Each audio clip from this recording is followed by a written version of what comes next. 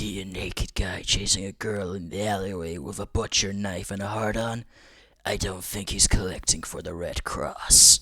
Hey guys, the average moviegoer here today, and I'm going to be reviewing Dirty Harry. This film is awesome. I miss good movies like this. Tell you what, before I start the review, if anyone tells you Dirty Harry is racist or outdated, you tell them Dirty Harry is not racist because he hates everyone equally. Remember that. So anyway, let's start off. Let's talk about Clint Eastwood as Dirty Harry, and Clint Eastwood is just effortlessly good to watch. And Dirty Harry is probably one of my favourite roles that he's done. He actually has character depth. Like, he's a very tough, no-nonsense cop. He doesn't play by the rules. He fights fire with fire. He says what's on his mind. He doesn't care who's on the receiving end. And he comes off as very cynical and mean. But at the same time, you see that he does genuinely care about people.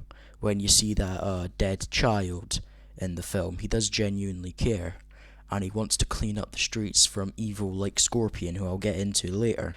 Another good thing about him, he's a very calm and very cool character, and the way it slowly introduces you to him is fantastic, because you see him in different situations, and you see how he operates, and he's very calm, he's very cool, he's always searching for evidence, but when he breaks character and when he starts to panic, you're like, oh shit, this is about to get real. Anyway, moving on. The music in this also perfectly sets the tone for what you're watching. It's a very stylistic cop film, and again, I just miss movies like this.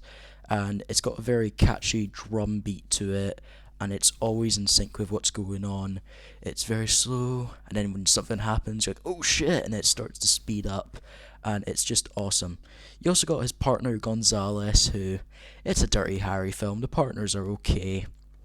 And he does have some pretty funny scenes. My favourite one is that bit in the alleyway where he peeks in on that couple. There's like, you know what? I think I now know why people call you Dirty Harry. That part is fantastic. You also have to talk about the Scorpion. I think the guy who plays him does such a good job, because I think he's actually very important to our society, because it proves that, because he's a very manipulative character. So he gets that guy to beat the shit out of him, and then he gets everyone to think that Dirty Harry did it.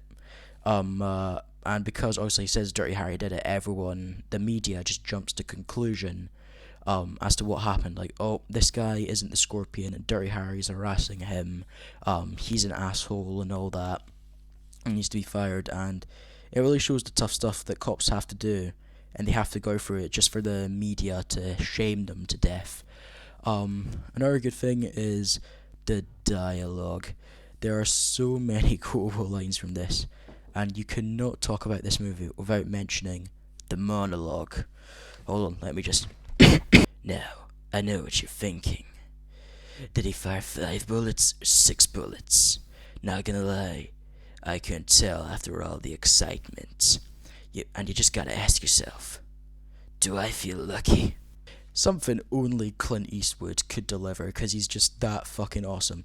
And whilst this movie doesn't have a whole lot of action, the action themselves is exciting, it's engaging, and also it's the good old days when practical stunts used to happen. I miss the good old days of practical stunts. Like, you actually do see Clint Eastwood on top of a school bus at one point, on top of a school bus that goes through a fence, and it just looks so cool because it is real.